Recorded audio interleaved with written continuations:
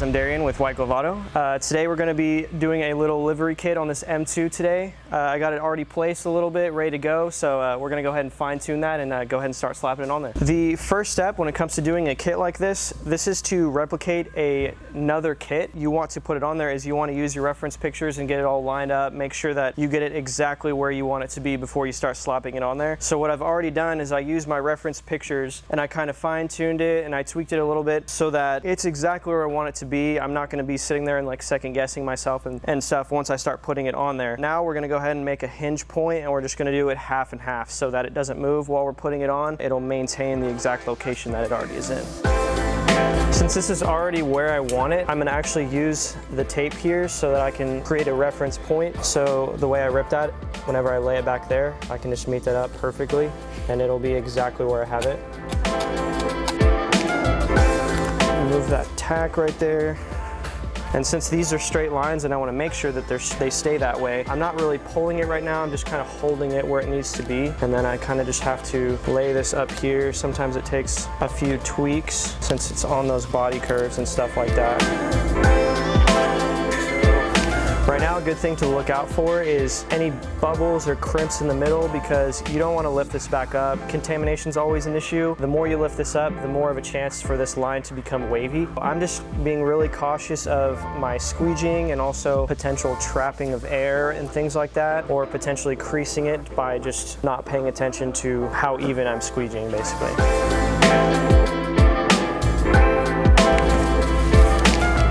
This lined up, same thing as the other side. Just gonna go from the joint that was previously there and just work the air all out my right.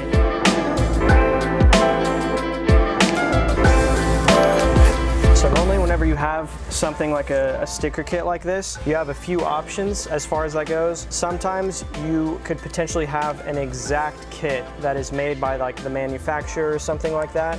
Sometimes it's, you know, harder to come by or more of like one of one type of thing. In this case, it was a kit that we just replicated. That's definitely an option whenever it comes to stuff like this because we do everything in-house. So as far as the design work, the printing, the laminating, the plotted edge to make sure this is perfectly straight, like we created this start to finish. So that is just one of the cool things that we can do here. If you're someone who feels comfortable putting it on yourself and you just want us to design it and you know, you're out the door, that is perfectly fine, you know?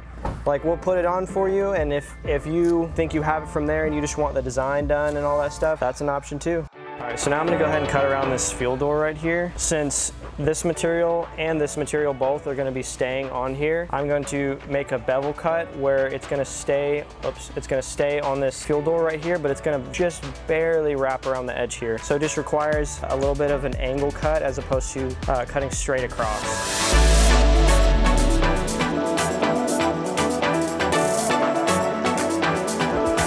So the whole graphic is on, the edges are trimmed and tucked as far as the door goes and the fender goes. I just have a little bit to tuck right here, so I'm just gonna work this right back here, and I'm just gonna cut right on the back side. Now we're gonna move on to the hood decal. I have some magnets here. I'm just gonna use these to create a joint on the hood so I can do half and half just like we did on the side. I actually put some transfer tape right here. Transfer tape is basically just a layer of tape that goes over the material. Normally you use it if you have some lettering or something that you need to maintain its shape. Like if you're gonna put this whole decal on and it was just the letters, you would put transfer tape over that so that they all stay straight, they all stay uniform, and you can put them all on perfectly. The reason I put this transfer tape here is because there's actually a big cutout here where there's no material. And instead of folding this over and I have this big awkward shape to deal with, I want to make sure that I can keep this all uniform. I want to keep it looking as clean as possible. I don't want to fight it if I don't have to, so that's the whole purpose of putting that here, is to just make it easier if I can.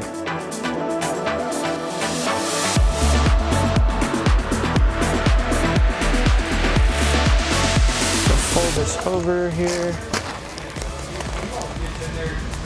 And I want to get this joint down first. There's a little bit of tension here, and if I'm having to do any pulling, I want to make sure that this is exactly where I want to be before I start doing anything like that. So I'm just getting this joint down first.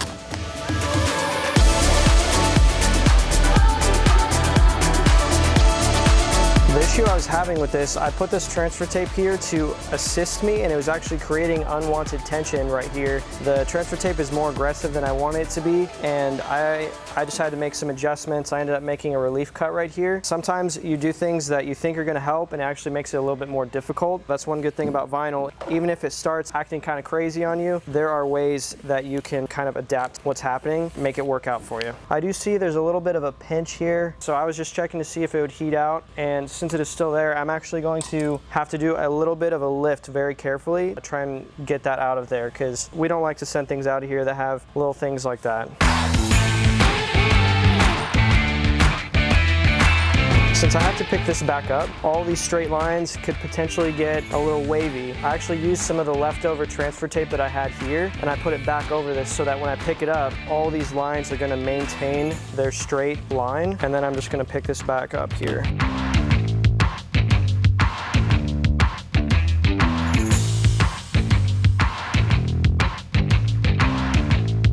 Those blemishes heated out really nice, so now that I did heat it and these lines are loose, I'm just making sure it's nice and cooled off before I actually start squeegeeing this, because any heat will allow stretch on these lines, and that is absolutely what I do not want. So now that it's nice and relaxed, I'm just being extra careful and very, very evenly putting this back down where it was.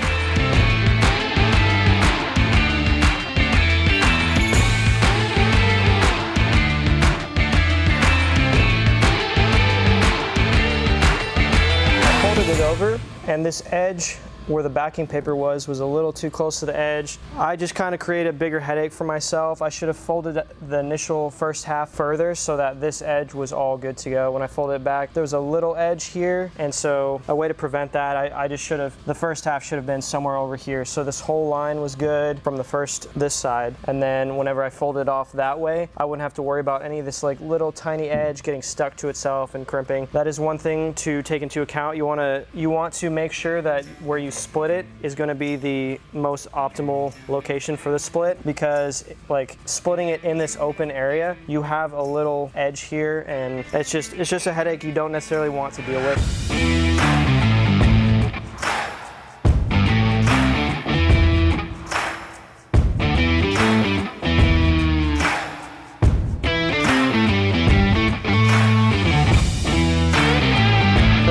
Really saturated compared to the other colors, and as soon as it touches, it's really, really tacky. So the areas where I didn't want it to touch, it did, and now it's just really stuck. So I'm really having to fight that a little bit.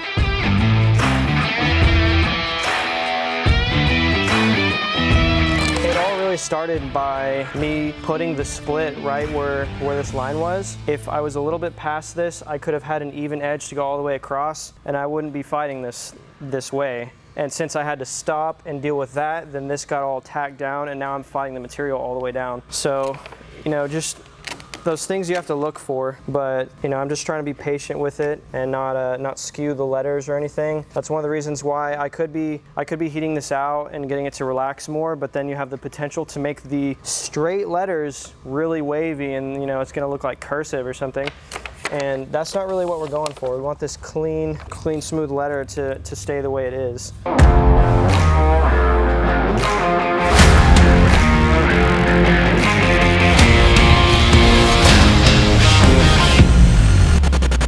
Whenever you have a line like this where it's really important for it to stay that way and you're heating it and having to adjust it, you have to be super, super careful, especially with how saturated and aggressive and just sticky this material is.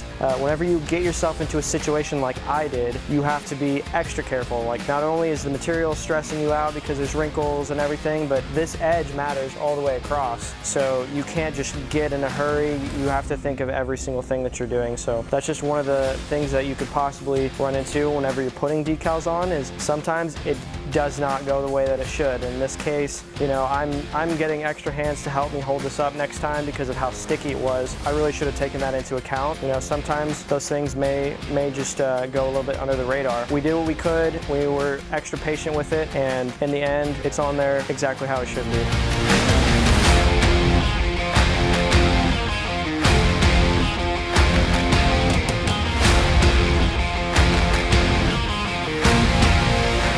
I'm Darian with WgAutoWraps Auto. We just put the hood decal and the side decal over here on this M2. We covered some issues that you might have whenever you're installing it yourself, as well as some do's and don'ts and things like that. We'd appreciate it if you liked and subscribed and come back to the channel. Keep checking it out.